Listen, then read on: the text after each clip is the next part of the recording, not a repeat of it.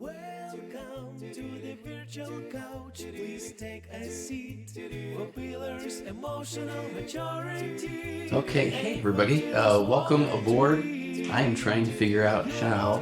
Okay, there we go. All right, can see everything. Come on. There we go. Okay.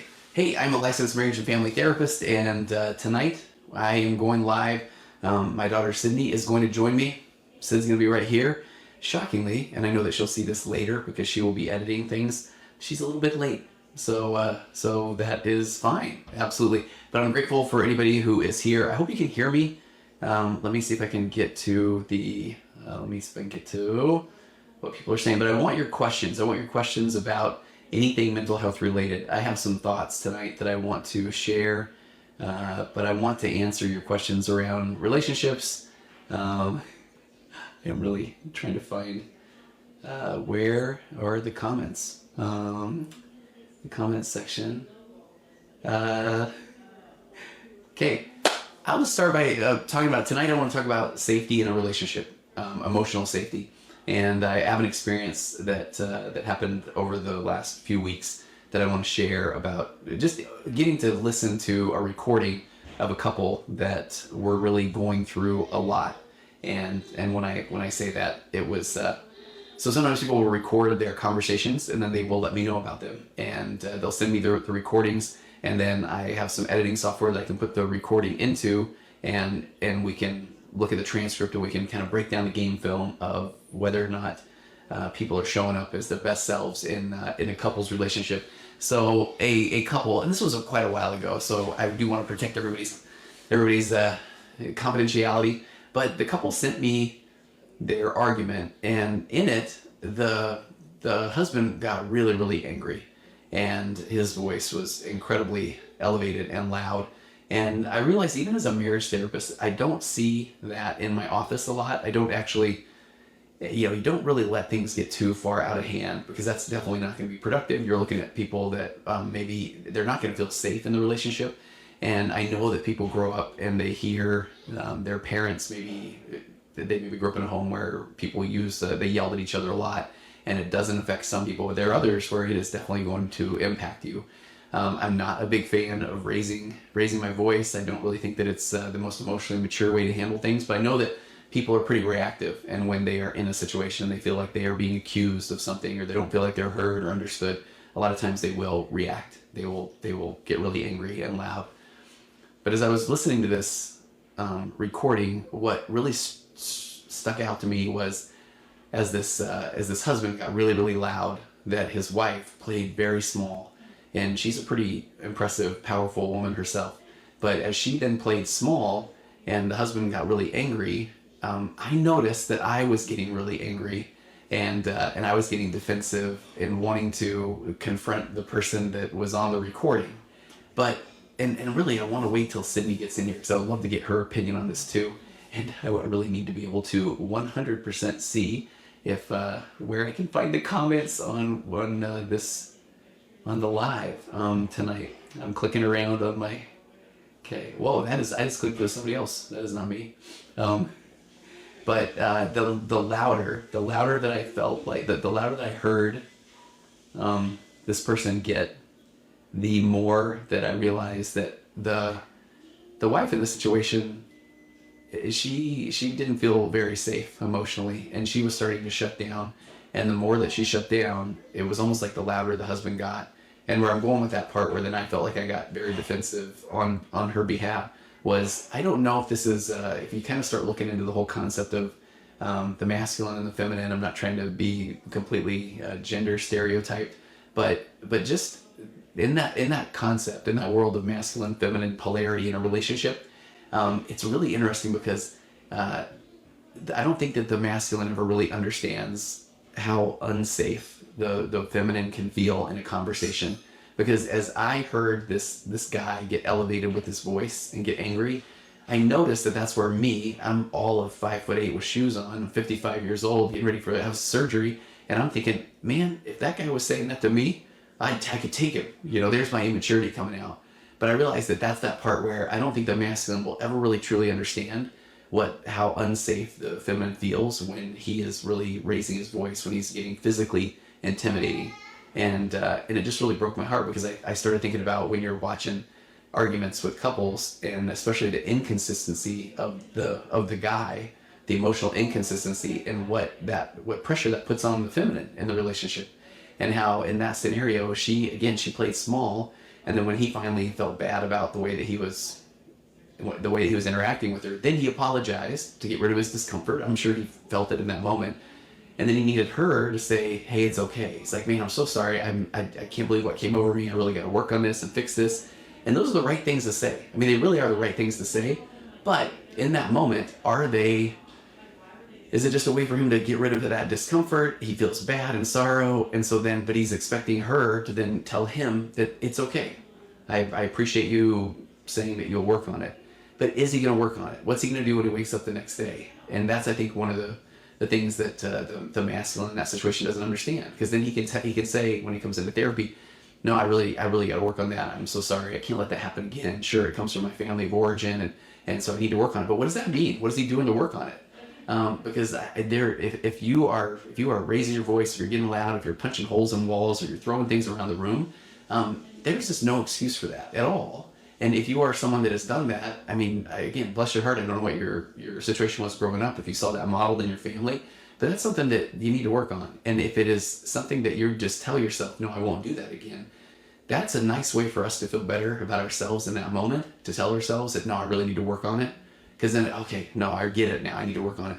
But it's what you do later that night. It's what you do when you wake up tomorrow. Do you start looking into an anger management class? Do you start learning how to meditate? Or do you start taking yoga? You have to do things, because if you just continually tell yourself that I will work on it, I will get better, I won't do that again, it makes me feel good. But do you realize what you're doing to your spouse, to your partner in the relationship? Because if she's heard that time and time again, then what she's hearing is, okay, you won't ever do that again, except for when you do. And then when you do, then we'll probably go through this whole thing again. And I need to now make you feel better about what you did. And but what about what that felt like for me? And so again, this situation happened quite a while ago with this couple. And the more that we talked about it in therapy, the more that the wife was able to share how she didn't know which version of her husband she was going to get, which version was going to come home, what he was going to say. If he had had a great day at work, then he might come in and just feel like everything's great. And then it got to the point where even the kids were trying to read cues off of dad. And then if he was down or if he was frustrated, which I understand, we're all allowed to have emotions and experiences, but then what did he bring into the home? What kind of energy did he bring into the home? And did he come in there and he was feeling down, and now he needed everybody to back off and just give him some space. But the kids don't understand what's going on with that. And even his wife in that situation, she just said that she never knew which version she was going to get. So I wish I could see comments and questions. And Sydney said she would take about 10 minutes, so she should be due in any minute now. And I know that she will be able to get to the comments. And Sid, welcome. And you are so good. I started a little while ago, but I cannot see the questions. I'm an old man right now. Look, I can see me, but I don't even know where to go with questions. Okay.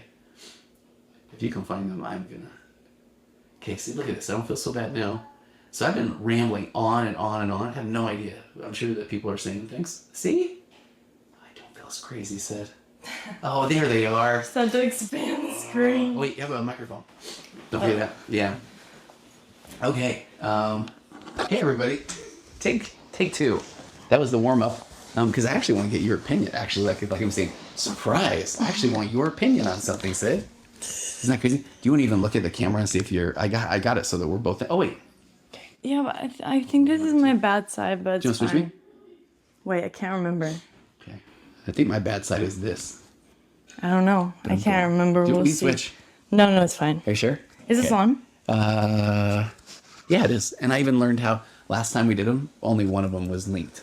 Yeah, I found that out in editing. So I made your job a lot of fun. And it was so annoying because every time I would laugh, like, it wouldn't even be a funny situation. I would be like, oh, like, So yours so was the one loud. that was on? Yeah. Oh, that's bad. I mean, it's awesome. Hey, get your questions in. If you have any relationship questions, if you have anything. What I went over tonight, not very well because I was sitting here trying to look through this the whole time, which, surprise, I just need to make the screen bigger. Are you up for a little warm-up on emotional safety? Okay, so pretend that first 10 minutes didn't even happen. So here's what. Here was the situation. So it was a long time ago, but I've been thinking about this a lot. Where a couple gave me their recording of an argument that they had, and I like that. I encourage that, to get the recording. But then I put it in my editing software. It's kind of funny. You could find it in the editing software, but in the editing software, and the husband got really, really loud. I mean, he got started yelling at the wife. And I was saying that I don't ever see that in my office. Like, I'm kind of not, I'm not going to let it get to that point, because that's not good. It's not safe. It's not the way to try to help people get better. Anyway, but I noticed that I started getting really angry at the guy. And I was talking about this concept when you're looking at the whole masculine, feminine polarity. And I know that I'm not trying to go gender stereotyped or go old man on anybody. But there's a concept in there where the feminine needs to feel safe, and that the masculine really has no idea why the feminine doesn't feel safe, because the masculine doesn't feel that way. And so they both need to feel safe. They do, and we'll talk about that. I really like that a lot. But what I noticed though was when he was yelling at the wife, she just shut down, and I noticed I started getting really angry, and I started thinking about this, where if anybody's ever yelled at me, I and maybe it's like an ego thing. But all of a sudden, I don't care how, the fact that I haven't been in fights, the fact that I'm old and I'm not very tall or anything. But all of a sudden, it's like, oh, I could take that guy, And so then I was asking this woman later. We were talking about that, and she's like, oh no, I don't think that at all. She's like, I need to be quiet because I don't want him to rage or anything like that. So I started thinking, is that the concept when you kind of really read into the whole polarity, yin yang, Shiva Shakti, masculine, feminine, that polarity is that I can never imagine what that feels like. And that's why the masculine will often say, well, I didn't mean it. I mean, I might have been yelling, but I mean, have I ever done anything like that before? You need to just trust me. And I thought, that doesn't feel very safe. I don't know. What are your thoughts? I have a completely different question. Okay. Sorry. Yeah. But what about in like a gay relationship where there's two girls? Or two guys? Do you think that there's typically... do they get to this place of more of that? That's why I think it's not a masculine, feminine. I've even looked at putting it as assertive and nurturing. There has to be a better word for it, because... We'll try that one out. So I've thought assertive and nurturing. But, okay. Yeah. And do you think in a relationship there's always one or the other? I mean, I think, okay, and that's a great question, because even this is why it's not about masculine, feminine, because if you look at I could step into my healthy feminine energy. It's more of an energy concept. This is why I used to make fun of it, truthfully. And let me pull this up here. Okay, let's talk about this, Sid, because I think this is something that is really fascinating. I can show you. Let me show you on here. So it's just two differing traits that maybe need each other, work well together, but it's really just our society that's attached one of them to women and one of them to men, I feel like. So it has nothing to do with gender. It's really more about core energy. So look at these. Tell me if you look through this. So if you've got healthy feminine energy, it's receptive, open, creative, imaginative, intuitive, loving, welcoming, patient, expressive. So it's just, we're putting that feminine, but that's where if I put into that healthy, nurturing energy, the unhealthy, codependent, submissive, docile, placating, over-accommodating, people-pleasing, self-pitying, vengeful, manipulative. So a lot of guys I work with are in that unhealthy feminine energy. They're the people-pleasers. They're the nice guy syndrome. They over-accommodate. I just want you to be happy, when they don't realize that actually puts a lot of pressure on their wife, of it saying, well, no, you tell me what you need for me to make you happy. If she's just saying, I don't know, I shouldn't be in charge of you. Yeah. Right? But I think it's important that you're talking about this too, because I noticed in a lot of the unhealthy feminine ones, codependent, submissive, docile, people-pleasing, those are all things that some people think a wife needs to be. Right. And I'll tell you who thinks that is the unhealthy masculine, overly analytical, closed, absolutist, dominating, critical, raging, logic-based. That's a funny one too, because a lot of times people will say to me, why logic-based? Why would that be there? But that's because if a guy is just saying it needs to make sense to me, then it's saying, okay, I need it to be logically explained to me. But let me scroll down here a little bit. This is the stuff that Wait, you have something playing. Do I? Oh, do I really? Yeah. Oh, wait, sorry. No, wait, is that us? It might have just been the Okay. live. But so here's what I think is really fascinating though, Sid. Here's what I was saying, is that things that will destroy polarity, okay? This is where, again, feminine or one person in the relationship, if they take that role, then if they feel unseen, but these two I think are key. Not understood. Feminine and masculine have wildly different meanings. Feminine needs to be understood even if they aren't agreed with. And that's where I think the logic-based, like the overly analytical part of the unhealthy masculine is like saying, okay, I don't even know what you're talking about. So it's like if the feminine is trying to explain themselves and it doesn't make sense to the masculine and he's overly analytical, then he will shut down. Or if he's critical, he'll shut the feminine down of when she's trying to explain. And then unsafe. This is the one I was talking about. Masculine has no idea why they might feel unsafe because they don't feel that same feeling. They need to make sure that the feminine feels safe. So I do wonder, even in like a gay relationship or, and I do know that, I mean, I've worked with a lot of gay clients and that there typically does tend to be more of this polarity in the relationship, more of this, and that's where I don't want to say masculine, feminine. Is it nurturing and assertive? Yeah, you should change it to that because I did an episode where I talked about that. For some reason, it angers me a little bit just hearing feminine, right? Masculine, and I don't know, maybe other people, I'm sure a lot of people don't feel like that, but... Well, and a lot of people don't, but a lot of people do, and I know that, and that's... It's just kind of like a turn off when I hear that. Like if I was like scrolling past this live and I heard a guy going, the feminine and the masculine, I'd be like, sir. Right. Okay, but then what's fascinating though is when you have somebody that is in either the unhealthy masculine or feminine, the unhealthy assertive or nurturing, that's where then like the wife, or let me just give you the gender stereotyped example of this, where if the husband is the one that's just always like he's down, he's critical, he's over accommodating, he's people pleasing, he's not like owning his own truth, he doesn't speak up, he's resentful, then often the feminine has to step into this masculine role of decisive, directed, takes action. So a lot of times the guy will just feel like, well, I don't know what I'm supposed to do, and the wife has to just do things, take care of things, where often, she's maybe wanting him to hey, can you step up and take care of the things that you have promised you would? And I've even thought about this so let me tell you like a story about Mom and I. So something about ADHD and car registrations. I'm really bad at getting the cars registered, and so then I end up having to pay these fees. And a lot of the clients I work with share similar views. So then when Mom will say, okay, do I need to take care of it? I'm like, no, I'll take care of it, no problem. Then I'm sitting there thinking, oh, I'm the man, I'm going to take care of it, even if I have to pay late fees or registration fees. But then she thinks about you guys getting pulled over, and all of a sudden the car is not it's not currently registered, so you're gonna get pulled over because of that. Then you guys will not know what to do, and all it is I have to. If I say I'm gonna take care of it, I need to take care of it. Mm-hmm. So if I'm stepping into my unhealthy, like I'm just like, okay, no, whatever, or I'm manipulative, or I don't know my truth, if I don't say, like I'm overwhelmed or I'm too busy, and I'm gonna say no, I'll take care of it. But then she's left to then take action, to really take care of it. So I'm like breaking that polarity, that sort of thing. Okay. Yeah. But and we can move on from this too. No, I agree with it, but like I don't in the same, like, and I think that if you explained it to me, I would, but it's like when I see like the masculine, like decisive, like a woman should be decisive too. Totally. So I don't know. I just don't. Well, both people can be, and I think you're right. So I think if we start renaming it to assertive and nurturing, that both people could be in this healthy assertive role, So it doesn't need to be one or the other. It can be both. You know what I mean? Yeah, you can both step into that role. I mean, and I think you picked a good one. I mean, because these healthy ones, if both people should be able to have deep love and confident and take action, but both people should also be imaginative, intuitive, and loving. I think it's more or less when people are in the unhealthy version of that in a relationship, then the other person has to step up. Okay. Yeah, where it should be more of this, we're kind of matching each other's strengths and weaknesses, working together to get things done. I think that's really more of what it's about. Are you still hearing something? No, it sounds fine. I was making sure that our mics are on. Oh, okay. And they sound okay? Mm-hmm. Okay. Should we get to some questions? Yeah. Okay, what do you got?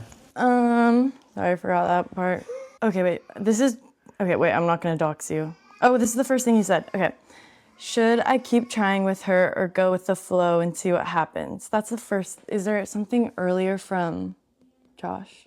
Sorry, I doxed you, Josh. Oh, okay. I don't know what. Yeah, if you have, Josh, if you have like something that you sent before that, can you send it again? Because it's not showing it. And we will answer you, Josh. Let's do it.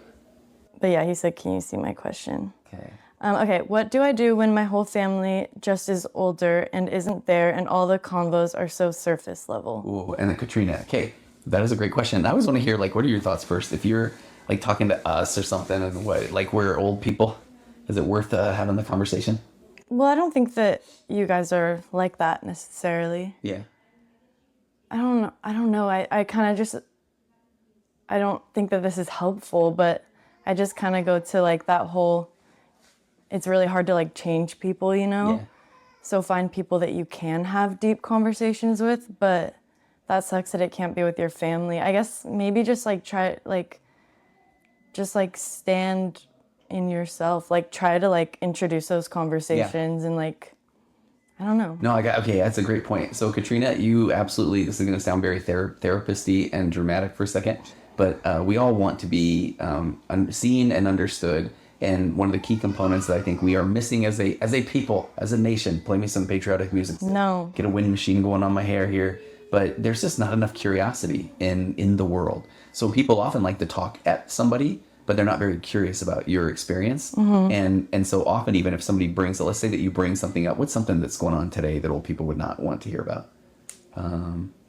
Gay people. Yeah, okay. Yeah, right. And because I'm just going to be so stereotyped here, but an old person's going to say, well, I think that they just need to, so all of a sudden it's like, oh, that conversation makes old person feel uncomfortable. So then they just need to get rid of that discomfort by telling what they don't understand is that person doesn't know what somebody else's experience is. Yeah. So what I really like is, Katrina, if you want a tool to use now, is that so I've got this conversation technique called the 4 pillars of a connected conversation.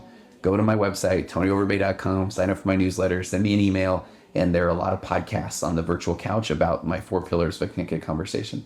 I'm gonna give you the secret to having somewhat productive conversations. I call it the 1-person 4-pillared conversation. So you start off by asking the question, hey, what do you guys think about?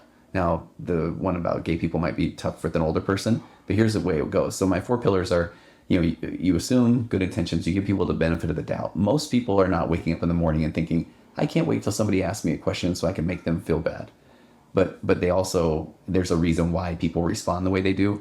My pillar 2 is you can't tell somebody that they're absolutely wrong or you don't agree with them, even if you think they're wrong and you don't agree with them. Now, the reason why is because if you jump right in and say, that's ridiculous, I don't agree, now the conversation is going to go out in the weeds. Now it's tit for tat, back and forth. My pillar 3 then is questions before comments, and my pillar 4 is you stay present. So if you were to ask anyone in your family, the older people, well, hey, what do you guys think about, I don't know, I can't even think of a good one that would be not as controversial right out of the gate. What do you guys think about iPhones? I don't know. Maybe. So what do you guys think? Do you guys think that people spend too much time on their phone? Because now the person's going to say, boy, I really do. I think that people need to talk more and they need to get on the phone more and they need to go outside. So now I've just basically, I want to say tricked them, but I've lured them into my beloved 4 pillars. Now I'm assuming good intentions about what they're saying. They're not trying to hurt me with what they're saying. I'm not going to tell them that's ridiculous, old person, even though I'm probably thinking that. And then pillar 3 is going to be, oh, okay, well, tell me more about that. Or why do you feel that way? Or how long have you had a phone? Or what do you remember about days before that you had a phone? Or why do you think that people don't want to actually listen or call people on the phone? Or now you get them talking and now you stay present. And now it's like, man, I appreciate that. I think so that, or I feel, but at that point though, you'll often watch the older person glaze over and shut down. And at that point then you gave it your best. You tried to get them to be curious, or you were curious about them. Do you see where I'm going with that? Yeah, and I don't even think it's necessarily just about old people. No, you're right. Because I know, like, I even think like even your views have like changed since you've gotten older, and So same much. with my mom's, and it's just about people who are closed-minded. Yes. Like, yes. don't do that. Like, No, you're so right. like I better be crinkly and old and still ready to change everything. Yeah. If that's what I need to do, you know what I mean? Totally. I don't know if you remember this, but it was probably a year ago that I did a podcast on, and we were talking a lot about, it was really after you and I started doing a lot of these, where people would say stuff like, oh, I want to be able to talk to my dad that way, or that kind of thing. And I did a whole bunch of stuff that said, hey, the old people really need to be the ones that are driving the change in the relationship. Like, I'm the one that really needs to deal with my own discomfort and my own set ways. And I'm the one that really needs to be more curious about what you're going through, because I have no idea what it feels like to be you. And it goes back to almost the polarity stuff, where I think the parent is the one that needs to provide the emotional safety and the emotional consistency so that you can be more creative and imaginative and that sort of thing. Does that make sense? Yeah, she said some more stuff. So Good. she said, all the convos are always surface level because I have such a huge age gap. Dad went out of the country, remarried a 35-year-old Colombian, parents divorced, and now he's bringing her and her daughter over, and my mom got a boyfriend. Wow, that's a lot. Just both moved on, but I'm only 23. Same.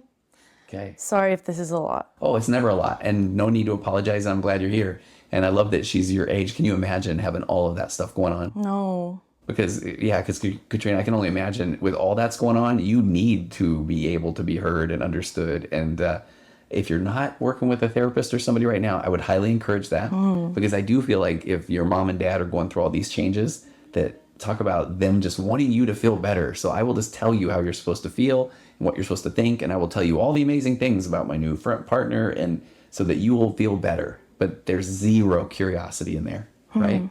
Yeah, and I can imagine being, not really, she's 23, like that's like me going to get some 35-year-old. Gosh, come on, Dad.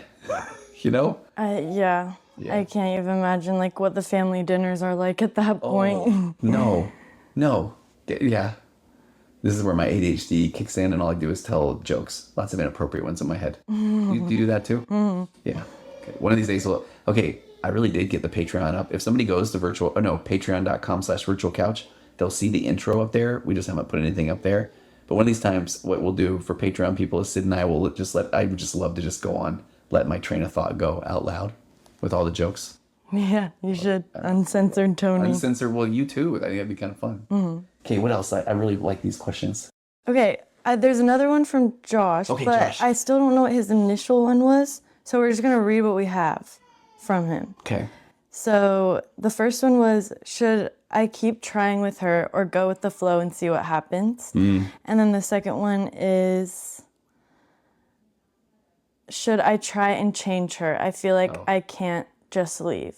So there's a lot there, Josh. you can't change her. Yeah, I'm afraid you can't. Not afraid you can't. No, we don't want to, really. I mean, yes, no, you want to, because that would be easy. But easy is not the best way to go here. It just doesn't work like that. Yeah. So and I feel like a good, hi Lena, and hi Hannah. Hannah, sweet. And I feel like a good relationship should be effortless at the beginning, at least. If it's not just flowing, then maybe it's not meant to be. Yeah. Okay, so, and I want you to cut me off and butt me on any of this. So I like that you said at the beginning, because at the beginning we're kind of just, we're putting out our best self, and that's not even from some narcissistic angle, although that's a whole thing too. But so often people are just, they're just being more agreeable. And if there are things that maybe seem off in the relationship, we're giving that other person the benefit of the doubt. It'll work out as we get closer, all those things. But then the more that you get to know somebody, that's the part where real intimacy is knowing who the other person is. Because it's a little bit more immature. And I'll own that I've done this a ton in my relationships. But it's easier if the person is just, they like the things I like, they want to do the things that I want to do, or they want to show up the way I want them to show up. A lot of me stuff there. But it would be easier. But so often when we want to change somebody, what's the impetus for that change? Because it would be easier for me, or would it be better for me to deal with my discomfort in that relationship and try to understand where that other person's coming from and why they like the things they like, even if that makes me uncomfortable. Yeah. Yeah. And then you can learn more about yourself. Yeah. Through that too, I feel like. And Josh, it would be interesting to really know why, like what are some examples of the things that you are struggling with in the relationship? Because there's also the whole component of if she is emotionally mature or unavailable or not willing to see you as well, then you may need to learn how to kind of just sit with that discomfort and not try to change her. But also, you're okay. You don't need to beg somebody to want to be with you or to want to know you either. Yeah, exactly. Right. He said, she's got trust issues and won't be vulnerable with me. Okay. What do you got with that? I don't think I used to have trust issues really bad, and now I've just kind of come to the point of like if you bring trust issues into a relationship, then you're immediately going to have problems. Like you really just can't bring any thing from your past relationship into your new relationship, So it's like even if you don't feel like you can trust someone because of whatever's happened in your past, go heal, obviously. But like, obviously there's still going to be traces of that when you're moving on. But like, I kind of lost my train of thought. Okay. When it picks back up, jump back in. But here's what I want to say. Josh, go find this next clip when we put this up on the YouTube channel and then show it to your girlfriend. Like, I'll get real, right? Josh's girlfriend. So if you have trust issues, first of all, you are normal. You are human and you've been in other relationships before. So it makes sense that you would feel and bring those into the relationship. But now is the chance that you have in any relationship to try and heal those trust issues. Now, the way you do that is vulnerability.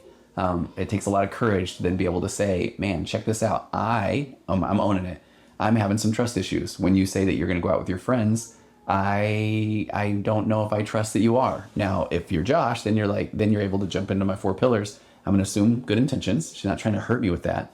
I can't tell her, well, that's ridiculous or you're wrong, even if I think it is, because I know I'm a trustworthy person. And I get to go into question mode, questions before comments, my pillar 3. Hey, help me understand, Josh's girlfriend. Take me on your train of thought. What who's hurt you? Tell me what's happened. Let me understand you. And hopefully then she'll be able to express herself. And Josh, that's your chance to have some empathy, my friend, to be able to say, man, that would be hard. Like, that does sound hard. Now, you know that that's not the way you're showing up, but now you're letting her know I'm safe. I can understand. I can make room for those things that have happened to you. And thank you for sharing with me. How can I show up for you to help you feel safe? Do you want me to shoot you a quick text when I'm out? Or, I'm happy to, like, I don't know, whatever that looks like. Give it a chance first. And then my pillar 4 is you can't go be a victim. So Josh, if you then hear that and go, okay, I guess I just won't ever go out with my friends, that's immature. Because now you want her to go, no, it's okay. Or, do you know what I mean? Yeah. So, but what do you think though about that? Like, trying to give somebody a chance to be seen. I empathize with the girl because like trust is such a weird thing, like especially in like today's world or all of the day's worlds. Like, what?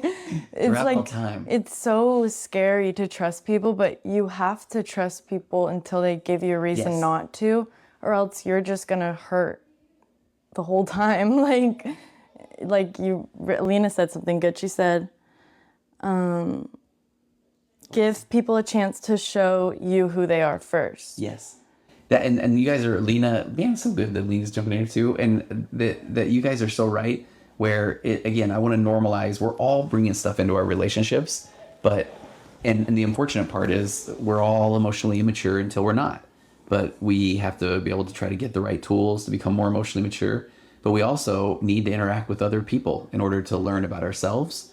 But that doesn't mean that once you put yourself out there, if that person doesn't validate you, if they don't try to make any ways to help you feel safer, then you may be learning in that moment that, all right, they aren't the most safe person. And maybe my trust, my spidey sense or my gut reaction is there for a reason. Because that's why you want to start with listen to yourself, listen to your gut.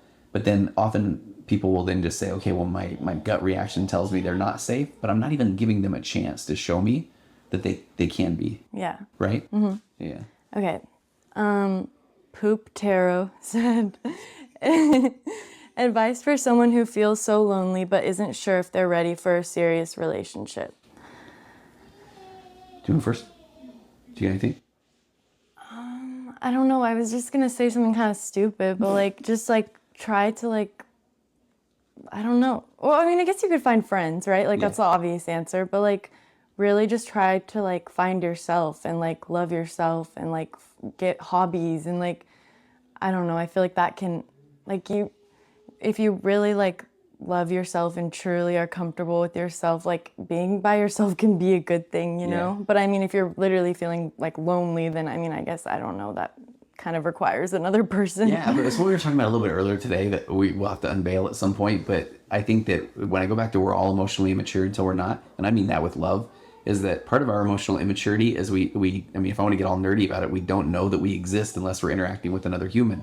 So we have to sit with ourselves, and if we don't really have a sense of self or know who we are, then we're gonna worry that we're not even doing whatever it is right, life. I don't know, because that's where we need somebody else to tell us we're okay. Mm-hmm. Is this okay? Am I doing the right thing, or what should I be doing? And at some point you have to find yourself, and I am doing this. It is the right thing.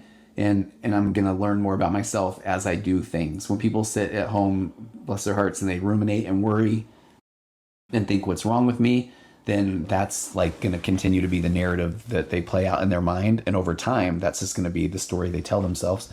So it's super great you're here listening to this right now. That means you're, and I call it raising your emotional baseline, that you're looking for answers. So that is great. That's a great place to start. So just continue to do that. Listen to podcasts, listen to people like, I don't know, myself, Sydney, just start to read books, go do things. The more you go and do, the more you'll learn about yourself. And if you tell yourself, I don't even know what to do, that's just an adorable story your brain is trying to tell you to get you to just still just feel stuck. And does that make sense? Yeah. And like, honestly, maybe I don't have an answer for this because I relate to it. Because I feel lonely a lot of the time too, but I do not want to be in like an actual relationship. So like, maybe just try to start dating, and like, you don't have to date and immediately that, you know, like you can just date kind of for fun, I think. And then like, I did that a couple months ago and like it ended horribly, but you learned about yourself. I like learned a ridiculous amount about myself, like, and grew so much and was able to be more comfortable being alone. So even if you don't like want like a 10-year relationship out of it, like you could still date for fun. So where's the fun though, honestly? I'm glad you say this though, because I sometimes think, is this one of those things where is it just the therapist in me, but you know, I say, okay, I almost sometimes look at dating, but then I've been married 34 years. So I don't know the dating world, but I work with enough people that are out in it, that dating, it needs to be the laboratory, where the more you go out, you really need to find, can I be myself with this person? Or do I find myself holding back? You know, if they ask me if I like a certain movie or certain whatever, am I able to just be honest about it and not worry about what they think? And then the more you're out there dating too, you will learn if somebody is not asking you any questions about yourself, red flag, or if they're overly accommodating or people pleasing, red flag, or if somebody's just being real, but you won't know that until you go and date. Yeah. I mean, but I know that that's easy for me to say. No, yeah. And I think it's important to learn those things before you're ready for a serious relationship, because then like you're going to actually want a boyfriend and you're going to have no idea what you're doing, you know? And that's the part where, I think the more reps you can get in of learning about people. But I also wonder, because I've worked with enough people where once they date somebody once or twice, then they just say, okay, now I have to see this one through. But to me, that isn't, do you have to? Like, I want people to feel like comfortable enough where if somebody's like, well, man, I can't believe you went out with that other person. Okay, well, that's a you issue, because we're not in a serious relationship. Yeah. Like, that shows emotional maturity right there. Well, for you, if you're able to express that, and then the other person, because I mean, I would hope that they would say, well, I mean, I hope they wouldn't even question, you know? But that's where I worry about the immaturity that's going on if people are in those relations dating, or like newly dating. Yeah. Well, I mean, it's good if that happens, because then you know to cut that person off. Totally. You know, that same situation actually did happen to me. Okay, what? And I didn't cut him off. Like right away, he was like, "Oh, we're." Did he say we're exclusive, or what did he say? No, we were like literally just like friends, like hanging out, but like kind of dating. And I went like literally out of the country, and he saw like a picture of me wearing like a guy's sweatshirt. Yeah. Which it was, but how did you know that? What if I was just wearing a cute sweatshirt? Because it's a really cute, it literally had sparkles on it. But he flipped out on me and was like, you're just as bad as all the people that have hurt you. Like, you're so, like, how could you do this to me? Blah, blah, blah. Yeah. And in that moment, like, yeah, it was just like, okay, thank you for showing me who you are. Real. Goodbye. 2 months later, I went back. Shouldn't have, because then it got way worse. Oh. But sidetrack, because I was bored. Okay. And I felt bad for him. He was very manipulative and just like saying how like lonely he was and how he was gonna, if I didn't, that whole thing. Yes. But a lesson that I was told but still didn't learn at that point is if someone shows you who they are the first time, believe them, because they will just keep showing you. And it will just get worse and worse and worse. What I like about that, I mean, it breaks my heart because you're literally my daughter, and having to go through that, is that's the part where when you can get away from that kind of a relationship, that the person that you feel, and I go back to the stuff we talked about earlier, emotionally safe, physically safe? You know, do you feel safe with a person that is that manipulative, or if they can be that all over the place? One moment I got everything figured out. The next moment, man, I don't know if I even want to be here. The next moment of, you need to make me feel better. And the next moment of like, I'm going to show you that I can be the greatest person ever. That's too much. It was so much. It was like every time I went to hang out with him, it's like, what version of himself is he going to be? Like, and then I would just be beating myself up because it's like, well, am I causing this? And it's like, no. No. Thank you for sharing that. I was sorry. When you said that somebody told you about it, like how you're supposed to be. Who was that? What? Nothing. You said something where I wanted all the credit for it because you bring me the information. I was so grateful for it. And I'm really saying this from a nice way, where even when you hear the things that are the quote right things to do, it's still, most people go back in a couple more times, right? Yeah, I had that recently. I had to cut off like my closest friend of like my whole life. And that lesson was screamed at me again. It's like, if someone is that what you're saying? If someone shows you who they are, like, you have to believe them the first time. It's like, I was just being like so loyal, and I just like wanted them to change. And I'll be like, I'll be right here while you change. But it's like, no, that person's just going to keep hurting you. And if you like let someone do something, they're going to keep doing it. Like, leaving is the best way to help them change, because then they can hopefully look at themselves and realize like, okay, why are all these people leaving me? Yeah. Okay, enough about me. I love it. Hi, something I struggle with is staying curious with people that I don't feel are curious about me. I feel like I just shut down once I feel that way and hold it against the other person in my mind, as well as use it to confirm this fear of being forgotten if I let the one-sided convo get too far. You probably have a better response than me, but I kind of just feel like, why do you have to entertain people who aren't curious about you? Like, that's where you're you learning. Deserve to, like, what? Like, I'm not just here so you can talk to yourself. Like, you know what I mean? It's like, maybe that's not a bad thing if you don't entertain those conversations. Like, you should be curious. Anyone should be. It's so easy to be curious. Like, it's so easy to ask questions. Like, I don't see how. Yeah. Okay, you're spot on. You're spot on. And this is where I just want to keep hammering this. And I talked about this earlier today, just hanging out about, I think that the concept of becoming differentiated or differentiation is one of the greatest, I want to call it like this universal principle. And what that really is I'm going to read the definition of this because I think it's so powerful.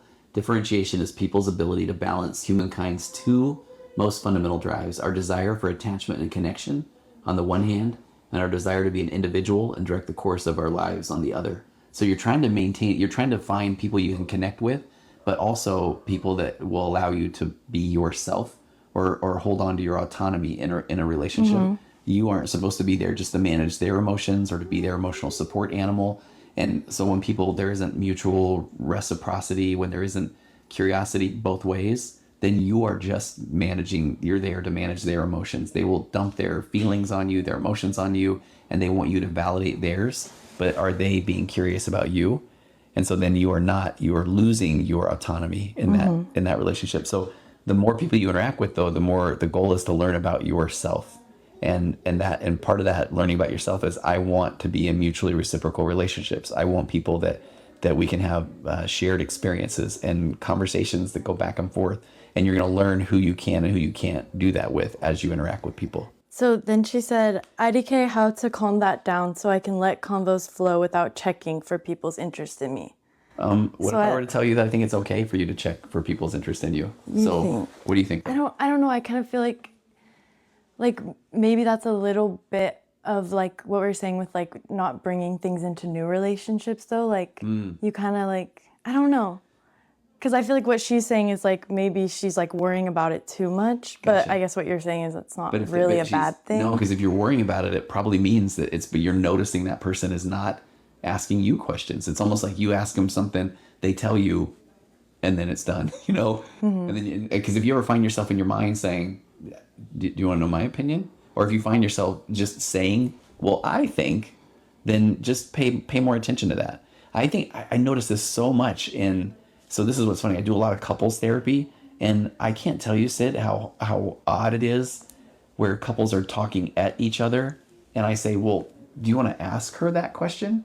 And he's like, I mean, but I already kind of know, you know. It's like, no, be curious, ask. You know. Sorry, my hair looks really bad right now. Yours looks way better than mine. I got a sunburn today, though. Do you see that? Right on my head. Sorry, keep going. Where was I? ADHD. About being curious, and you feel like in like couples. Oh, it's just like, okay, so if you're noticing that you are just having to, now I will say something, I asked them a question, they said things, and now I just have to express myself. What's happening? That is a lack of curiosity. Now, one of the things I think can be really bold is for somebody to be able to ask the other person, hey, do you ever wonder what my thoughts are? Or, I mean, that person's probably going to get defensive. But this is like, I want to say, the definition of finding someone who is open to their own emotional immaturity is, if you're saying that, the hope is that they would say, man, you know what? I don't really just respond back. Like, that is kind of interesting. I wonder why I don't. Like, that's why I love when people come into therapy and they are recognizing their own emotional immaturity, because usually they're saying things like, you know, I really don't really think much about other people, but even in my relationships. Because it's like, that's okay especially if you recognize it, because it most likely goes back to childhood, and it's you never felt seen or heard. People didn't ask you questions about yourself. Yeah. And so there's reasons why we show up the way we do in our relationships. It's kind of like an insecurity thing too. I feel like Yes. it's like they need your validation so bad, and it's like if you really work on yourself and you have a strong sense of self and you know who you are and you don't need constant validation, then it's a lot easier to be curious. It is. You're so right. Okay, you just got deep there, because here's what emotional immaturity at its finest, or narcissistic traits and tendencies, or personality disorder, is so black and white, all or nothing thinking, that if I ask you what you think about something and then you tell me, but then if you don't want to ask me back, and it's typically because, you know, you have this subconscious belief that, because now if I have a different opinion, then that means I think I'm right and you're wrong. Mm-hmm. Like the emotionally immature, the narcissist, doesn't make room for two opinions. Mm-hmm. So that's kind of where I start from. We're all emotionally immature until we're not, is that it's hard for us sometimes to be curious, because we're still wired that, well, you asked me my opinion, so I'm stating it, so now you can tell me that that's right. When in reality, it's like, well, this is my opinion, but here's where I want to be able to say, but what do you think? And then if you tell me a different opinion, then hopefully we can now be curious about, oh, well, tell me, like, how'd you come up with that? Because you're a completely different human. You have completely different experiences than me. So of course we think about things differently. Yeah. Right? Mm-hmm. Yeah. I feel like when I was like a people pleaser, like I would be horrified to like share my opinion about things for like, I guess for that same reason, because it's like you don't want the other person to look at you weird either. But it's like, that's like, we learn and we grow from disagreeing. Yeah, like for real. Having different experiences. Because we all have different experiences because of what we've been through, and so I feel like it's so important to disagree with people. Well, tell me anything about this. So someone was telling me recently that they got a new car, and they were excited about it, and their friend had an older car. So this person then went and they said, oh my gosh, you know, they were so excited to show them their new car, and that person was like, they didn't say a word about the person's new car. And it was because, you know, all immediately thought, oh, you think you're better than me because you have a new car and I have an old car. Mm-hmm. And as a matter of fact, they even just said something like, well, you know, why is the gas cap like that? You know? Oh my gosh, he's talking about me, guys.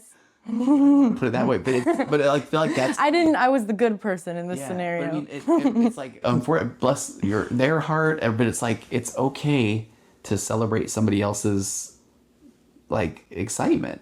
And it doesn't mean that means that now you lack value. Yeah, and you're fully projecting. It's like totally. It's like, okay, you think I'm better than you because I have a different car. It's like, that's not.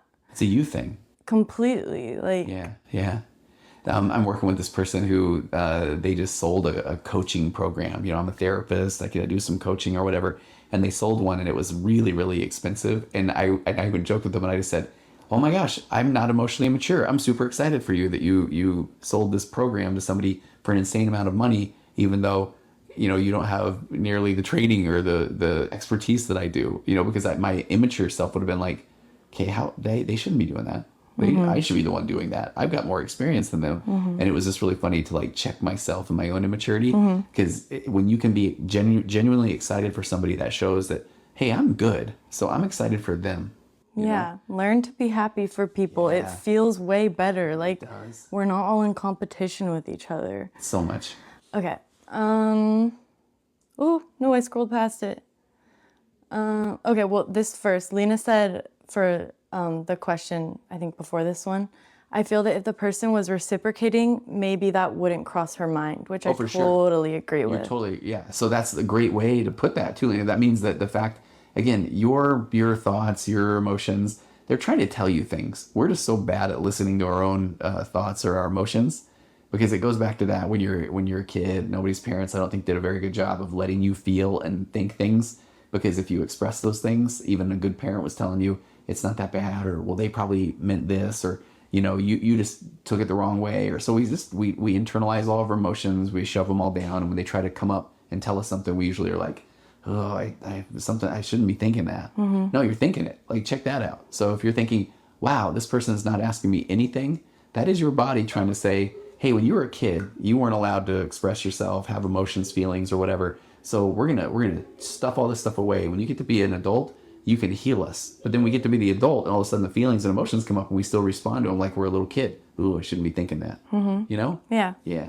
Trust yourself. Yeah, that's a great place to start. How to feel better about many people over time calling me quiet. I have taken it to mean to be such a negative thing. Okay, let's talk about that. I like this question a lot. I feel like a lot of people just like hate things that are different than them, because I've gotten like the complete opposite spectrum, like, oh, you're annoying, you're too loud, like you're too much. But there's literally nothing wrong with being loud or being quiet. No. Like, and often the people that are quiet, I feel like, are very smart because they're thinking. I don't fill the space with what I say and validate me. Literally, right? I barely am thinking. I'm mostly just spewing stuff out. So being quiet is not a bad thing. It's a beautiful thing. And I hate that people said that to you. So you just set the table for what my answer is like, let's look at it's really, that's a that person issue. I don't like the fact that you're quiet because it makes me seem like I'm doing something wrong. Yeah. How about, hey, you're quiet. Tell me more about that. And then, because this is how I'm showing up. We're two completely different individuals. So the people that are around you that continually call you out or think you're doing something wrong because you are being quiet, they're not being curious. They're projecting onto you. You should not be that way because I am not that way. And so then therefore you think I'm wrong and you think you're right. Yeah. And you're just sitting there being quiet. Right? Yeah. There's not one way to do. Like, everyone is different, and find people that will celebrate you. For sure. Well, man, tonight's theme, curiosity. Those who are not curious are weird. Sorry. But I think, again, they're not curious because they are afraid that you will have a different opinion. Of course you'll have a different opinion. And those are the people that will often want to then align themselves with other people that will just agree with them and say they're awesome. And now you got this echo chamber, confirmation bias. We all just have to think the same thing. And then people that are in there, they don't really think all the same thing, but they're afraid to really express themselves. And I go back to that. That is not real intimacy in a relationship. We said it takes courage to know somebody, to really understand them, because it'll make me uncomfortable, and it will take courage for me to let somebody know me because I'm being open and vulnerable. And if then they say, ooh, I don't like that, that's a you issue. Thank you for showing me that. Yeah. I will now find someone else. And you can still, like, it's not like you have to come to a right answer at the end of the conversation. Like, we can also just have different opinions. Like, it's totally fine, and still be friends. Like, it's not, nothing is like black or white, like, ever. Like, we all live completely different lives. Like, everyone's gonna think differently. Oh, Mountain Drew, that was a nice answer. Thank you. I appreciate that. And then Randy, hello from Georgia. Georgia, it's late there right now. I just found out Georgia was a state yesterday. Okay. You know what? I love your honesty. I do. I thought it was a town. Okay. I wonder if there is a town of Georgia in Georgia. Georgia? There's got to be a Georgia, some other state. Georgia, Utah or something? Saint Georgia? I don't know. That's close. Okay. I'm homeschooling my child right now, and I feel so scared of putting him in public school next year. Have all the bad stuff that's it says have all the bad stuff that's happening in the schools. Maybe with all the bad stuff that's happening in schools. That was tough because your mom and I didn't homeschool, and I work with a lot of people that do homeschool and it works for them. And I work with people that that homeschool, I mean, so I hear you. And I think that honestly, this is a little bit of that dealing with our own discomfort. So if you're feeling uncomfortable about it, first of all, trust your gut, and then, but how can you find answers that will help you feel safer in that situation?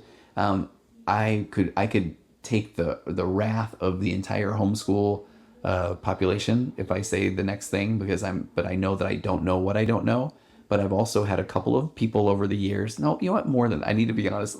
Several people that I've worked with over the years that have told me later that they kept their kids in homeschool because of their fear of the unknown, and it was more of like they felt safer, they felt more control over the situation, and so I mean, it's kind of nice to talk about. So it was the situation where one person in particular was telling me, she's like, but I realized that I wasn't really invested in teaching from a homeschool standpoint. I just didn't want the discomfort of knowing my kids were out there and I didn't know what they were doing. So it was not the greatest situation for her kids, she said. Yeah. Because but I get it, but public school can be a lot. Lena said something good.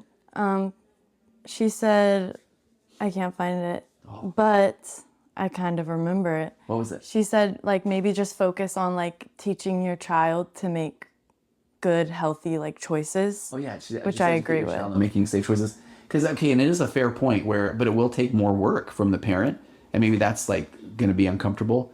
But it will be more your job to check in with your kids and to try to understand them.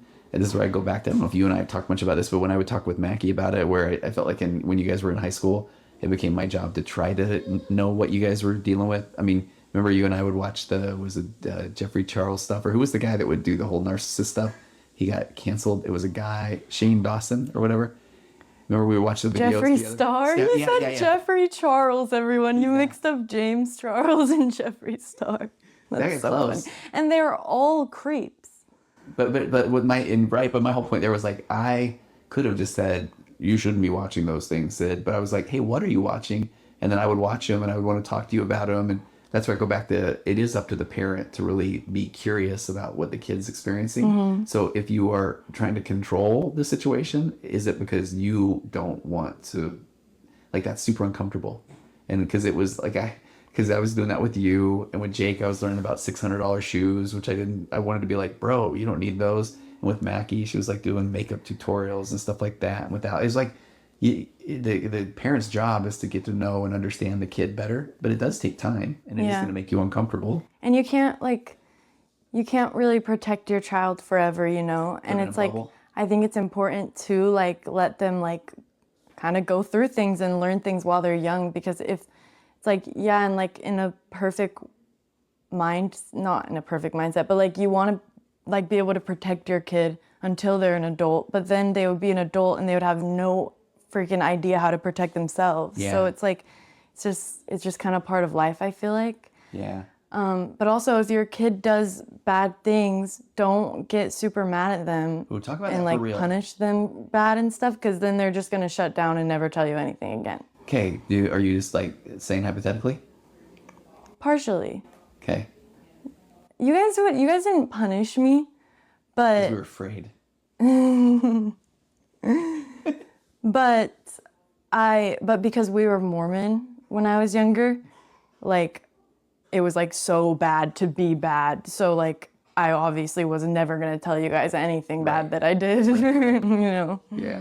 It's funny you say though, because I use this parenting technique called the nurtured heart approach, and nurtured heart technique. And it's like, you don't ever energize negative behavior. So if the kid is like telling you, you suck, you're bad, you all that, you're supposed to just kind of like stay present. And then when they take a breath, now you reward the good behavior. Hey, I love the way you calm down right there, because it shows me that you're really mature or whatever.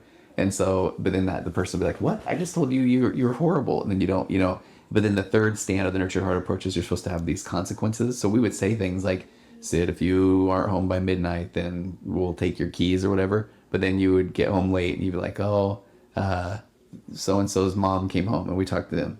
And then I lost my keys. And then I fell asleep. And then I was speeding home to try to get home on time. And I got pulled over and showed them my school ID because I didn't have my license. But in my whole point there was like, you were the third kid. And so we'd already heard those from Alex and Mackie. And it was almost like, okay, we got to go through all these things. But but I just never really wanted to give you the consequences. So then we'd be like, oh, okay. But it's funny when you're like, I'm never going to tell them anything. And I'm sitting there going like, oh, I've heard this one before, you know? Mm-hmm. Yeah. So we were both playing a little game of like, so I just want the relationship to be good, you know? And that should be a priority always, I feel like. Yeah. And yeah. It's hard. Yeah. Okay. After being emotionally abused in a relationship for years, sorry, why did I say that in like a sing-songy voice? I'm so sorry. Yeah, I'm so sorry. For years, I'm scared to start again. What to do? Wait, I'm so sorry. I just read the one where the lady that's talking about the homeschooling. She's talking about her kids. See, keep that one though. Kids 6 and 7. She said, I 100% get where you guys are coming from. I'm saying like the bad things and stuff. So I mean, that's one where, I mean, and I saw Lena say on here too, the news will always highlight the bad and increase anxiety about the public. And I think that is true. And so, I mean, my heart goes out for you. I can't say the whole, your username, because it's a bunch of things there. But it's like, I think at this point, then what we're hearing you say is that I can't imagine what it would be like to have I think it looks like a 6-year-old today that you've been homeschooling, that you're afraid to send out in the public school. And so if you're looking for reassurance, I mean, this is where the therapist in me is going to say, I honestly don't know what that feels like to be you. And I could even tell you to not worry about it, or when my kids were 6, and I love what Lena's saying, the news says this, but I would just say, start from a place of trusting your gut. And if you don't feel safe about it, then maybe you might need to keep your kid another year at home if that's what you need to do. Because if you're looking for somebody to tell you it's okay, but if you're immediately saying, yeah, but this, or yeah, but that, then a lot of times we say that we want answers, but really we're just looking for validation.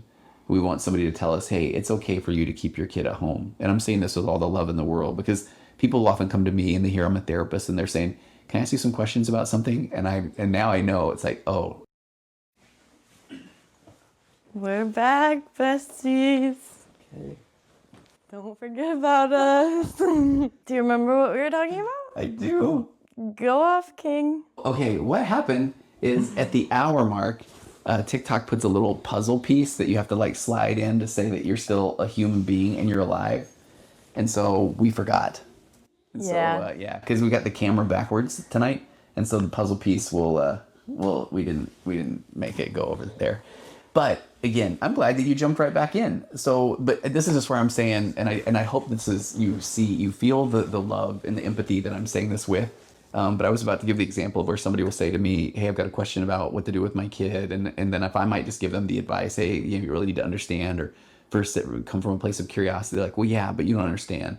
He's doing this or this. I'm like, yeah, no, I hear you. But do you really understand the situation? I'm like, no, I totally do. And it's like, okay, what do you want to do? Because that's where the person is just really wanting validation. And that's okay. Because that's where you have to trust your gut first and foremost. Because if you operate from a place of, hey, this is what I'm doing, then it's like, man, I hear you, and start from there. And then that way you're going to feel like you have more control over the situation, and you'll be more open to other people's thoughts or opinions once you start from a place of, I'm okay with where I'm going. Does that make sense? And there's no like good answer to that, because you're so right. That's terrifying to put your kids in that situation. So if you feel like it's better to homeschool, then start from there. Then do that, and maybe you'll change your mind, maybe you won't, but just make sure to like set up daycare, or like not daycare, like make them hang out and touch grass so they don't like. There you go. Not that they would turn into weirdos, but you know where I'm going with this. Okay, can I tell you a funny story? This is where I was gonna say that people would get really, they could think I'm being mean. But when I was going to grad school, so I was working in the computer industry, working from home, and I was going to graduate school in my early 30s to be a therapist, and I had to take a cultural awareness class, and I literally had to go do a field trip and interact with another culture, and I had to present on it. And the only thing I could really find was I went to this Maidu Indian reservation near. Did you ever go on a field trip there? Yeah. Okay, so I went one day in the middle of the day, and it was me, and there were a bunch of kids there, and I was like, oh, it's some field trip or whatever. And then I said, where are you guys from? And somebody said, we're a co-op with a bunch of people that homeschool their kids. And so it was just really interesting, because they were all kind of just doing their own thing, And so it was just a really fascinating view of like the homeschool kind of vibe, where that's, again, it's going to sound like I'm being judgmental. Well, it's also, the first guy that I ever dated, he was homeschooled up until high school. Yeah. And he broke every stereotype of that. Like, he was the most social, He was, huh? kind, like, so that's not in every situation, but it also, like, it could happen too, you know? So Hey, what happened when he kissed you? he was gay. Did you ever think at first that you did? Still love him though. Yeah. Hey, Flubber, sending the roses. Thank you. I never know how to, like, I appreciate when you guys send things. Apparently we get gifts and rewards and stuff. Who cares, Tony? I know, but okay. Do you remember the question about, so someone said that they were being emotionally abused for years and they're scared to start a new relationship. Yeah. What do you think? Oh, start from there. I mean, because especially if it's been for years, so I'll go on a couple of tangents here. One is, let's talk about your implicit memory, or what it feels like to be you, or Sydney, or any of us. It's based off of the slow residue of your lived experience. So when you get to the point where you feel a certain way, it's because you have been feeling that way over time. And not that it takes that equal amount of time to undo when you've gotten to someplace. You know, if somebody's been in a bad relationship for 10 years and they get out of it, it doesn't mean that it will take 10 years until they heal. But just know that it took years to get you to this place where you felt unsafe and unseen and emotionally, that wasn't a good thing. So your visceral reaction, your heightened emotional state is going to be there for a reason. And there's a thought in the couples therapy world where not even just the couples therapy world, but your emotions travel somewhere around 2.5 times faster than your logical brain. And this is a safety mechanism. And this is, I'll always give the example of where if you're walking around and you see something out of the corner of your eye, you'll react. And then you'll see that it's just like a stick or something blowing by, where your first thought was like, is that like a wild animal? And if you just think about that alone, it is amazing that the human brain works that way. So your emotions are traveling faster than logic. And I believe, this is not a scientific piece, this next part, that the more that you've been in a horrible relationship, here comes that highly sensitive person concept of where you are viewing things differently. You're more observant, you're more hypervigilant. And so I think you're going to be on edge more, worrying about how somebody's going to show up in the relationship. And so I think that emotional reaction is going far faster than 2.5 times faster than your logical reaction.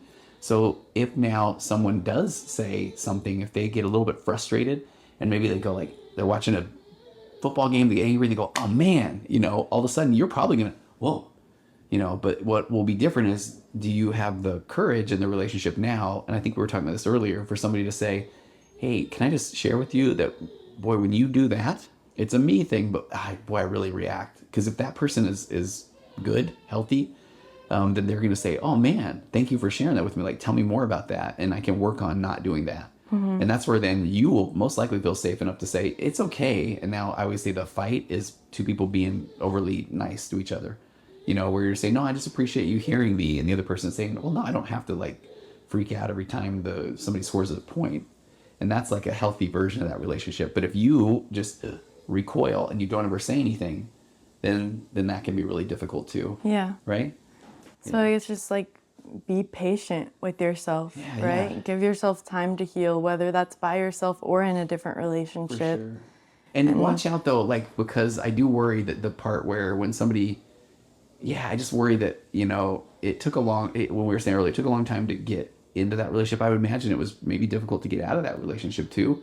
So give yourself time to just reset that emotional, raise that emotional baseline. Your cortisol levels are probably just, your baseline cortisol is high and your startle response might be high. And so the way that you get that to calm down is through yoga, meditation, being outside, allowing your whole central nervous system to reset is, I think, very important. And I think often when people come out of bad relationships, that heightened state is there for a reason, but you're going to have to go do the work to be able to lower that stress response. And that is going to be going to therapy, being heard and understood, learning about self-care. Those are going to be absolutely necessary. And so I would highly recommend that before you start thinking, I'm going to get into another relationship, because that's where somebody could be really nice and all of a sudden you're like, ooh, Well, at that point, you have to completely rewire your brain. Like, that person has like gotten in there so deeply, so it's like, it's so important to be by yourself and to practice being alone and figure out like what you need and what you want to do, and not what that person tried to make you think you needed to do, you know, and that does take time, but like it will work. Hey, and I do want to, I mean, I was going to say not to get too political there, but I mean, what Flubber is saying there of Trump being in power, massively destroying my mental health, I don't know what to do. Same. Yeah, and I hear you on that. It is really, I mean, I can honestly say that I really didn't ever see politics come into the therapy room until 2016 when he was elected the first time. And it was really wild to see that all of a sudden people are bringing that up. And then it just seemed like that just then started to polarize people. And even by 2020, when the pandemic hit, it was wild because I started to see people dig deeper down into the conspiracy theory rabbit hole. And then, but then other people that are just, they're becoming more empathetic. And it just seemed like there was such a polarity there. And so now I'm with you. And I want to do a podcast soon. I've got a lot of notes by a couple of the social psychologists who have talked about just the way that the amount of information is just being dumped on a daily basis. Yeah. That it's designed to overwhelm us because the media can't keep up. I know that one of the things I oddly enjoy doing is going and finding out the number of lies that he says per day. I mean, he set a world record the first term. It ended up being, it was an average of, I don't know, 30, 40 a day over the course of 4 years. And it was crazy. So then, but even if you bring that up, then somebody's going to immediately say fake news or that isn't true. Or so it's like, it does start to feel overwhelming. And then also like, what's the point of trying to express yourself? Yeah. And even a couple weeks ago when he had Vladimir Zelensky in the Oval Office, and then he and the vice president went on the attack, I sat there and I just wrote and wrote and wrote the next day, not even to try to talk about it from a political standpoint, but from an emotional maturity standpoint, that, you know, when people feel like it's okay to bully, that means most likely they were bullied because they just think that, well, that's the way that we do it. And then if you weren't that, if you didn't grow up with that and you weren't bullied, then you want to call it out, but you're calling it out to somebody that is a bully. They are bullying people. Yeah. So you can see where the polarity exists. And if you're talking about it from a place of differentiation, then I'm learning in that exchange more about myself, that is not something that I want to do. But then if that other person is not curious, then they don't view themselves as doing anything wrong, which is so wild to me, you know? Yeah. Yeah. I feel like it's just like a very important time to just do everything you can in your control to like raise your own emotional baseline and like just self-care and just try to like, because it's so hard to like be in this time, honestly. It is. And so from a differentiation standpoint, it is wild. And I know I keep finding myself just thinking, well, it'll pass, you know, but then I have to sit there and look at times and think, okay, or is this just kind of where we're at right now, which it kind of seems like we are. Yeah. So then I have to just know that this is what do I need to do to be my very best self now? And a lot of that will be, boy, please, more self-care. I know a lot of people that are coming into my office right now have almost had to cut themselves off from the news right now because it does raise their anxiety so much.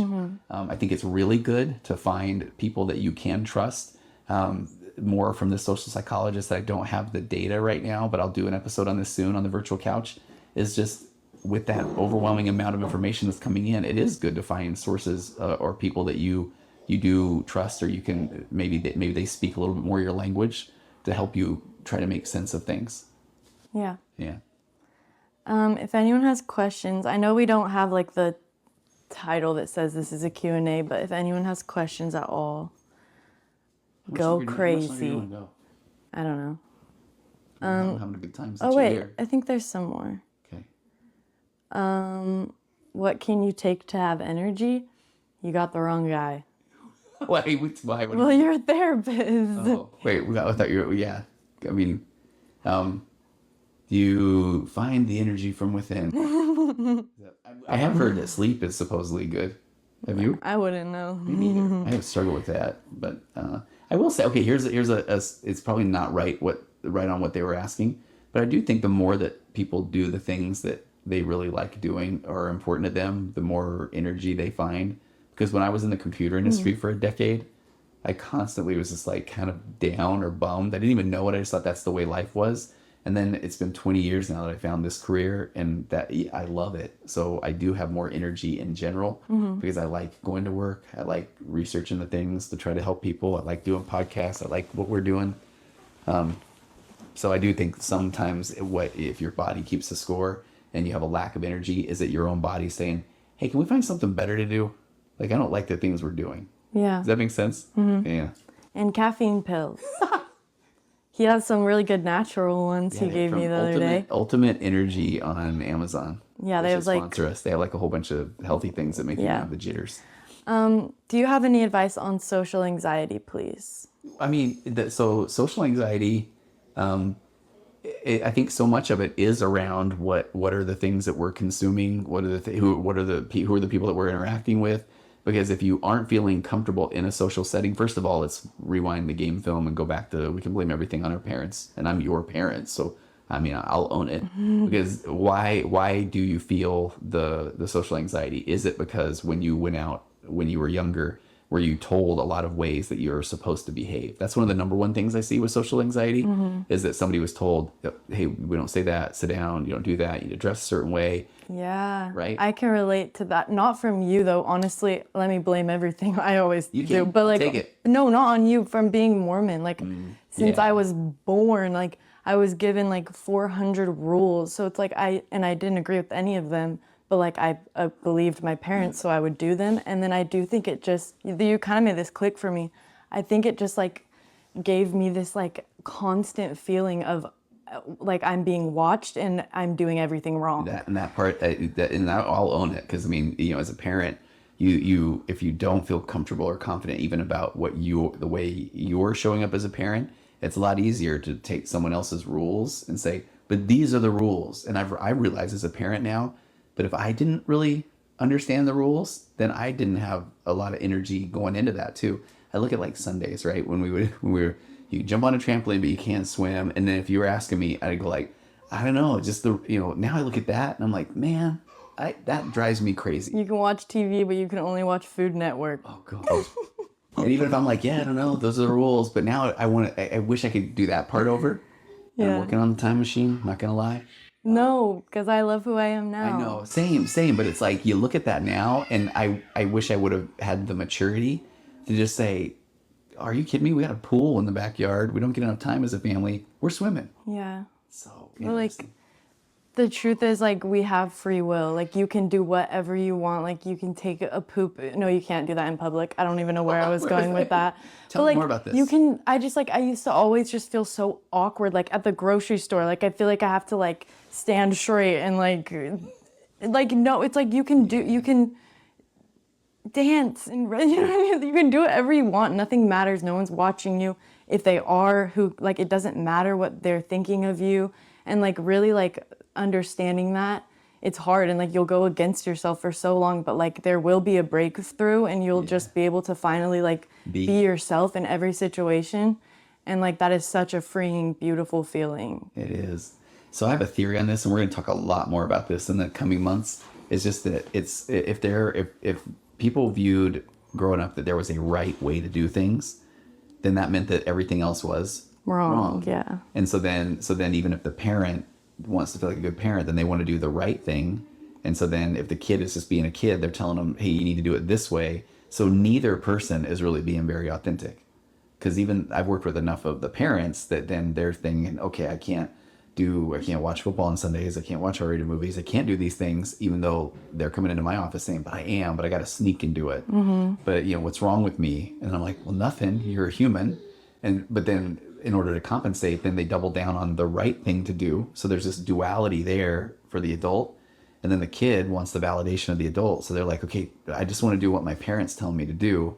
And so nobody is really being allowed to just be themselves. Does that make sense? Yeah. Oh, we'll talk a lot more about that in the coming weeks and months. I saw somebody in there say, do I do couples therapy and do I do online therapy? The answer is yes and yes. So you can, I do have a wait list, but I love what I do. And if you like my vibe or you listen to my podcast or you like what you're hearing, you can reach out to me through my website, tonyoverbay.com. Just go through the contact form and let me know you heard me here, and we can see if we can make something work. Yeah. Okay, wait. There are questions, but I'm gonna scroll up so I can get the first one. Okay. Someone said, side comment, but your makeup is perfect for you. Thank you. It's red. I mean, it's like it's Thank a. you. I've tried to do like a sunburn look. Is what I've done. No, that Okay. you look. Yeah, is it weird if I tell you look gorgeous like as your No, dad? Okay. that's so nice of you. Thank you. Every time I get rejected romantically, I feel so lost as a person and feel like I lose myself. Yeah. Oh, Do you want me to go? you go, because that's just one that I hear often about. Yeah. And it is that, and I just want to jump in and start from a place of that's a them thing, but I understand why I will feel like I did something wrong. Yeah. Even if it's them that rejected me. Because then the unfortunate part is that leads too often to people going like, what do I need to do in order to get that person to like me? Which that I just need to be. I need to figure myself out, or Yeah. else now all of a sudden I'm trying to show up and be a different person with whoever I am. And that is a horrifying slope to go down, because then you're never going to be happy. Like, other people giving you validation will never, ever make you feel fulfilled or happy. And rejection is completely normal and okay. And if you know that you're a good person, Yeah. it has nothing to do with you when you're being rejected by someone. And so But know don't be that, like, scared that will, like, if that happens, like, it's okay. Like, it's like, there's so many people in the world, and you don't want to be with someone who doesn't want to be with you. You deserve someone who would never reject you. So that's just not your person. Well, and I like Jordan Hernandez said a little earlier, is craving feedback wrong? And I really like that question, because so it's not wrong. I mean, and it goes back to when I say we're all emotionally immature until we're not. We all get our sense of self from external validation growing up.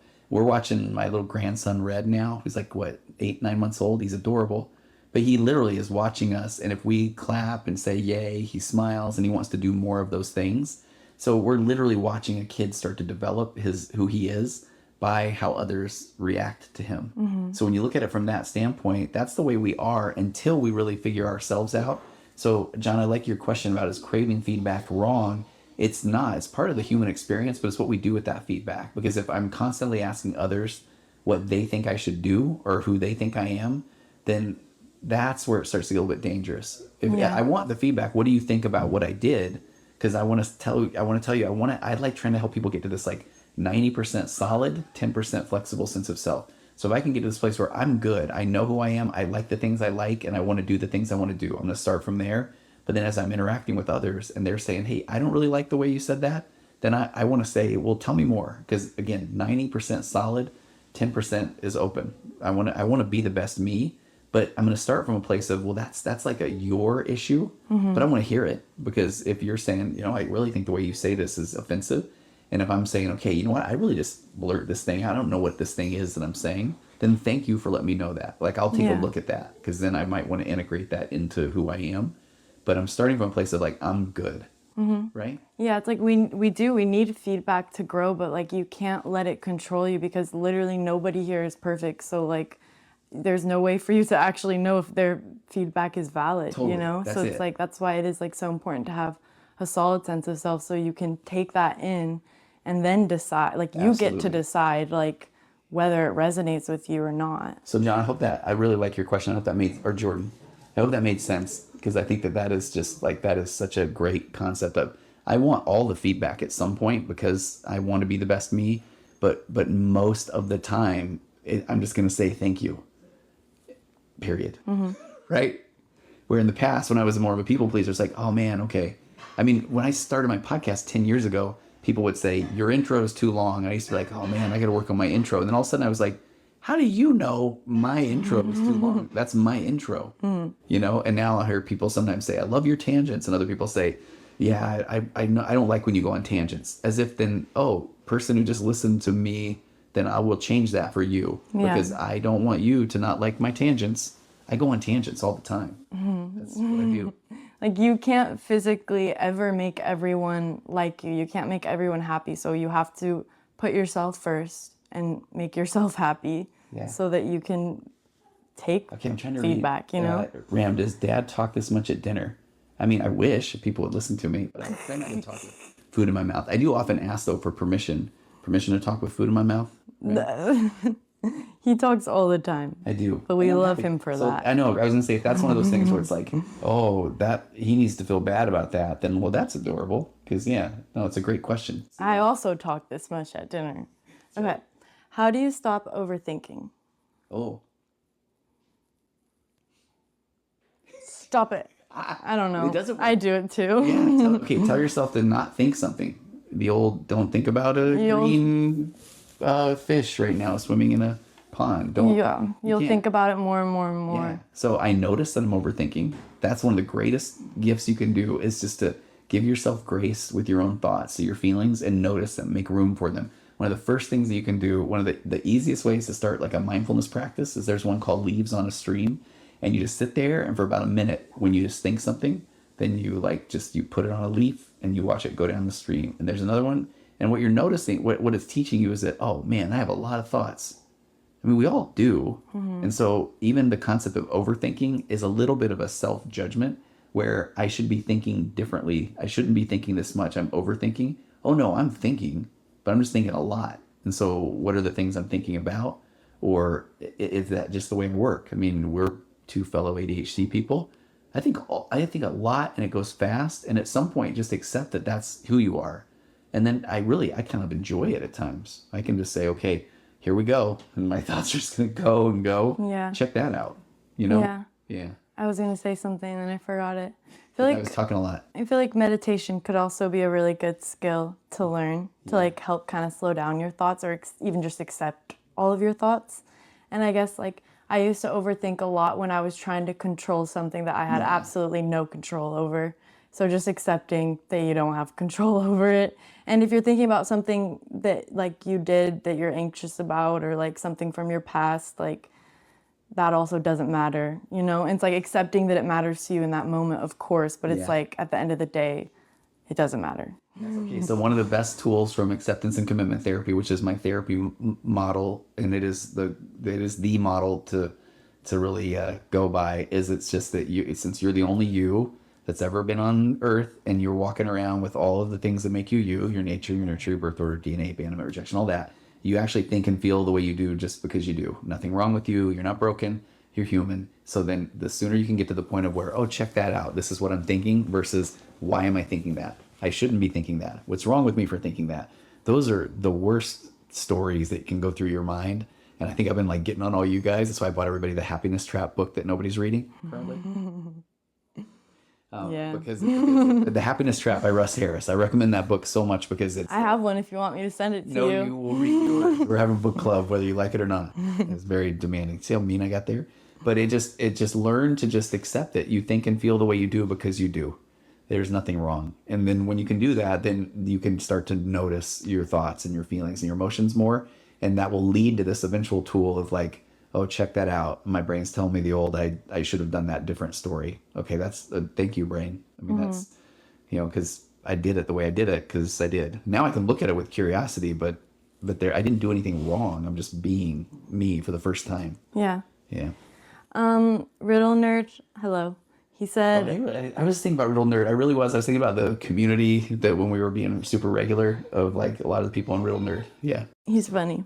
Right and wrong is a weird way to view things because it's so black and white, but the world is gray. And I totally agree with that because people just like want to have certainty, I feel like, and they want to be able to like look at someone and say, you are this way, because that makes them feel comfortable. But it's like, the truth is like, literally everyone, every situation, everything is so different. Like we don't know anything, and that's fine. That's why we have to like learn how to communicate and learn about each other. Okay, so on that note though, this is where I get really, I love it, like a little bit of the philosophy of psychology of that. I think you can really look at right and wrong as such a hindsight principle, because if we go back to I'm doing things for the very first time as me, then if I do it and somebody says, oh, I don't like the way you did that, then I might go, oh, did I do it wrong? But if they say, I like the way you did it, oh, I did it right. I just did a thing. And now we're making judgments about it. Does that make sense? Yeah. Yeah. And so right and wrong, I want to start. I mean, there are some things that obviously are not great things to do. But even when the live cut off a while ago, that if I would have been like, oh man, we did it bad. It just was. We forgot to go see the puzzle piece. So check that out. But it would have been easy for us to say, oh man, we blew it. Like we did the wrong thing. But no, it was just a thing. Yeah. Yeah. What about the kids that had no rules growing up or consequences for their actions? Yeah, they're a mess. No, I'm kidding. What do you think? I'm kidding. Well, because we were talking, okay, so when your mom and I were talking about this a little bit outside today, where like there are certain... I'm a mess too, so everyone's a mess. But it's such a bad, I don't want to say balancing act, but because, yeah, we probably went more toward the, I would rather have the relationship than the rules. But I know that we probably could have maybe used a little more rules. I don't know. I don't think so. I don't know, because I didn't feel like that at all. I felt like we had so many rules. Did you? Yes. Yeah, okay. Yes. Fair. Okay, that's fair. But I think what's difficult is I really, and again, I go back to watching our little grandson now, is that if I could do it all over again, which I know is not a productive thought, I will say that. But I just think that when a parent gets angry or a parent wants to really throw the hammer down with the rules, is it because it's a parent issue? I don't like the fact that you aren't doing what I would like for you to do, but you're just being a kid. Mm-hmm. Or I don't like, you need to calm down. You need to lower your voice because I'm embarrassed because we're out in public. So a lot of times, yeah, there's some rules, but maybe it's more about is that rules because the parent wants more control and I think a secure attachment with a kid is more of like, they're going to do things because they're being a kid. I'm going to try to keep them safe, but I want them to really just figure out who they are. And then if I don't like what they're doing, I need to start from a place of that's a me issue. Short of them running out in the street, that's probably one where I will probably get pretty ruly on that. Yeah. So I guess, I mean, just like now that you're an adult, like you get to create your own rules. Yeah. Like, whether you had those when you were younger or not. Hey, so I don't know if we're doing this tonight, but 101 Music Ghost Story Update. Boy, Sid and I talked a lot about this today. I've been sleeping in the living room for a week. More than a week, right? Because With the Office on the big TV. I am being incessantly haunted. I thought about you, 101 Music, and I thought, wonder if you would be here tonight. So are we going about that tonight, or are we saving that for another day? We should just like really get into that next time. Okay. I feel like, right? Because we've been going for a super long time. Yeah, and we've got some thoughts. We talked about this a lot today. I've been going to sleep terrified every single night, and tonight I'm gonna try to not be terrified, and that's my new thing. Is like looking at it as like, okay, maybe this isn't like a horrifying demon child. Maybe it's just like a sad lost soul that wants attention or whatever. So yeah, I'll let you know how that goes. Can I give a sneak preview of what we talked about a little bit? Yeah. Is that we were really talking about, and whether you believe in the metaphysical or not, but I think this concept is a universal concept of, let's just say that the ghosts, the people that are trying to haunt people, let's view them as emotionally immature. So then they didn't move on to the next phase of whatever their life would consist of. And so then this is where I got nerdy on Sid, where I just said, okay, if you look at it that way, they need to interact with another human to know that they exist, because they still lack any sense of self. Mm-hmm. Because if you have a sense of self, then if they're trying to interact with you, then okay, I mean, hey, Mr. Ghost, what are you up to? Versus Yeah, and it's like they're probably really scared, so of course they want to make me scared. Like they know that they matter. It makes sense. And I was joking with it, and I was saying, okay, it's almost like when I'm working with people that are in narcissistic or emotionally immature relationships, because when they stop reacting, when they stop caring or becoming the narcissistic supply, then the narcissistic person in their life will eventually discard them, because they need to find somebody else who they can take that one-up position and manipulate and coerce and intimidate and control in order for them to know they matter. Because that's the whole thing about a narcissistic or emotionally immature person, is they lack a sense of self. So they don't know who they are. So they need to interact with others to jump up to that one-up position to feel like they matter. Mm-hmm. But if you're good, then that person isn't going to be able to take that one-up position. Yeah. Because they're like, well, I think you stink. It's like, okay, cool. Yeah. Right? I'm not going to be like, well, you do, or, oh, what? I'm so sorry. I mean, that's so weird. I was kind of throwing that out there a little bit, right? Yeah. So more on that. Hopefully yeah. I'll have a smaller update. But yeah, just so much stuff has been happening.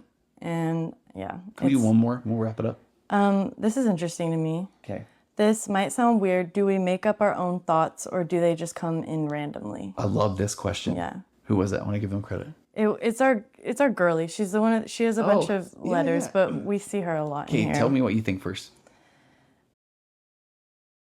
I don't know. I feel like they're just random, right? But like we can like kind of like we can like have control over whether they like generally are more positive or generally are more negative. I don't know. Okay, so I've thought about this for so long, and there's a couple of books that I think one is called On Being Certain, and that one is pretty wild. That there's some thoughts around that we're just reacting to the world. Like we are reacting, and then we're trying to make sense of what we react to, because it goes back to like we feel like if we can't make sense of things, then what if things don't make sense, and that's scary, versus an acceptance of maybe things don't make sense and we're just interacting with things. Yeah. So this book goes into this depth of saying that, okay, you want to get super nerdy for a second?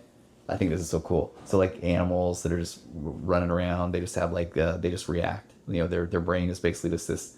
It's called the basal ganglia, like the habit center of the brain.